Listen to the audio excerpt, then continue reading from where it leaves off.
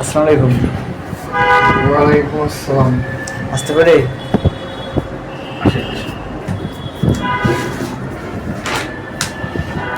নাহিদ ভাই, ইদানিং দেখতেছি মসজিদে মাদ্রাসায় কমিটি নিয়ে অনেক সমস্যা হইতেছে, তাই এই বিষয় নিয়ে কিছু বলেন। ইসলামে স্বচ্ছতা ও আমানতদারিতার উপর বিশেষ গুরুত্ব দেওয়া হয়েছে। যদিও আমাদের মসজিদ মাদ্রাসার দান সম্পর্কে আমানতদারিতার বিষয়ে খুব একটা স্বচ্ছতা না পাওয়ার কারণেই মানুষজন এগুলো নিয়ে নানান রকম গুঞ্জন সৃষ্টি করছে। এটার একটা সহজ সমাধান আছে, যেটা আমরা কেউ করি না। অনলাইন প্ল্যাটফর্মে নিয়ে যাওয়া, হিসাব কিতাব যতক্ষণ না পর্যন্ত আমরা অনলাইন প্ল্যাটফর্মে না নিয়ে যাব,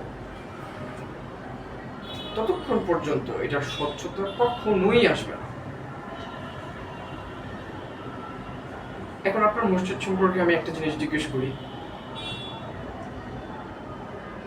আপনি বলেন যে আপনার মসজিদে গত মাসে কত টাকা উন্নয়ন কাজে ব্যয় করা হয়েছে?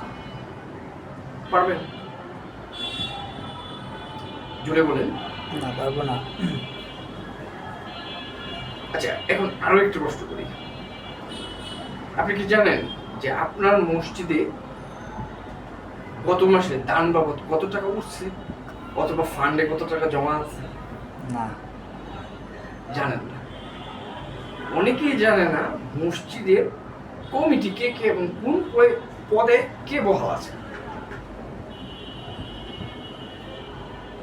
এই তথ্যগুলো জানা আমাদের একেবারে নৈতিক দায়িত্বের মধ্যে পড়ে। এখন সমাজ ব্যবস্থা চেঞ্জ করতে হবে। সমাজ ব্যবস্থা যত দ্রুত আমরা চেঞ্জ করব, তত দ্রুত আমাদের স্বচ্ছতা ফিরে আসবে। কিভাবে স্বচ্ছতা ফিরে আসবে? আমরা গুগল ড্রাইভের মাধ্যমে, অথবা প্রতিটা প্রতিষ্ঠানের একটি করে ওয়েবসাইট থাকে। এই ওয়েবসাইটে সকল ধরনের তথ্য পাওয়া যায়। যদি মসজিদের ওয়েবসাইট না থাকে, খরচ ব্যয় এটা অ্যারেঞ্জ করা না যায়, তাহলে আমরা আরো একটা কাজ করতে পারি। গুগল শিট শেয়ারিং, অথবা ফেসবুক পেজের মাধ্যমে আমরা আমাদের সমাজের প্রতিটি উন্নয়নমূলক কাজ আমরা সমাজের মধ্যে এটা ফুটিয়ে তুলতে পারি। যেমন মান্থলি একটা রিপোর্ট করলাম, কি পরিমাণ খরচ হলো, কি পরিমাণ আয় হলো, এবং ব্যালেন্স কত আছে। কারণ কি, মসজিদ কমিটিদেরকে কখনোই জিজ্ঞেস করতে পারবা না যে এই মাসে আমাদের খরচ, ব্যয়, আয় এবং বর্তমান ফান্ড কত আছে। এটা কখনোই জিজ্ঞেস করতে পারবো না।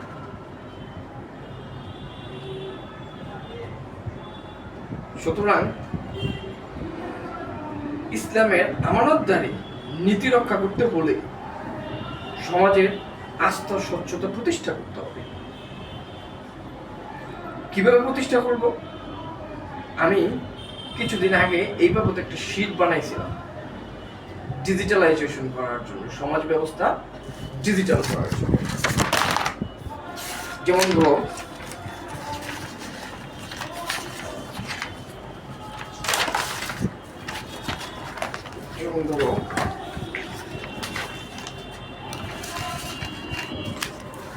এ দেখো,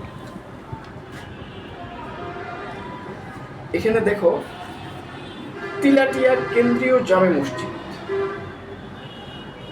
শুক্রবার জুমার নামাজে দান করেছে 1500 টাকা সর্বোপরি। অজুখানা তৈরি বাবদ রফিকুল হাসানের দান বাবদ 2000 টাকা। আরিফ সাহেবের মা অসুস্থ, দোয়া চেয়ে দান করেছে 5000 টাকা। সর্বমোট 8500 টাকা। এটা হচ্ছে 1 তারিখের দান, যে কোনো একটা মাসে।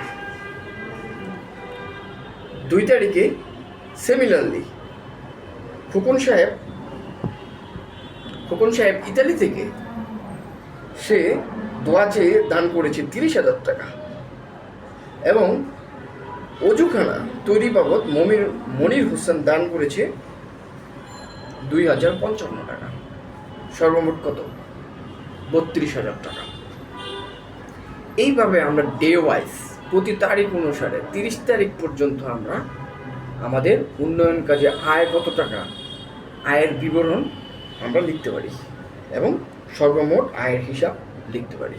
সিমিলারলি ব্যয় কীভাবে হয়েছে, অজুখানায় 5 বস্তা সিমেন্ট বাবদ 4,000 টাকা, 2 জন শ্রমিক বাবদ 1,500 টাকা এবং অজুখানায় 6 বস্তা সিমেন্ট বাবদ 1,500 টাকা, 1 ট্রাক বালু বাবদ 1,500 টাকা। সর্বমোট 7,000 টাকা ব্যয় 1 তারিখে। 2 তারিখে অজুখানায় 6 বস্তা সিমেন্ট 6,500 টাকা, 3 জন শ্রমিক বাবদ 2,000 টাকা এবং অজুখানায় 4 বস্তা সিমেন্ট বাবদ 2,500 টাকা, একসেপ্টা যে কোনো একটা খরচ। সর্বমোট 8,500 টাকা। ডে ওয়াইজ খরচ এবং খরচের বিবরণ থাকতে হবে এবং মাস শেষে কত টাকা খরচ হয়েছে, সাপোজ 1,94,386 টাকা খরচ, আয় কত 4,21,530 টাকা, এটা হচ্ছে আয়। আয় এবং খরচ থেকে যে টাকাটা থাকতেছে অর্থাৎ 2,27,144 টাকা, এটা হচ্ছে আমাদের কি মসজিদের ফান্ড, বর্তমান ফান্ড, যেটা আমরা অন্য কাজে ব্যবহার করতে পারবো। এইভাবে যদি আমরা একটা হিসাব নিকাশ প্রতি মান্থলি ফেসবুক পেজে আমরা এটা আপলোড করি, দেখা গেল এই খোকন সাহেব ইতালি থেকে দেখতে পারবে তার 30,000 টাকা কীভাবে ব্যয় হয়েছে। মাইম সাহেব পোল্যান্ড থেকে দেখতে পারবে তার 50,000 টাকা কীভাবে ব্যয় হয়েছে। এবং যারা গরিব দুঃখী মানুষ আছেন শুক্রবারে মসজিদে 2 টাকা 5 টাকা দান করে 1,500 থেকে 2,000 টাকা উঠে সাপ্তাহিকভাবে, ওই টাকাটা কিভাবে খরচ হয়েছে ওইটা মানুষের একটা স্বচ্ছ ধারণা পাবে। আর আমি তো প্রথমেই বলেছি হিসাবের স্বচ্ছতা হবে গ্রহণযোগ্যতা।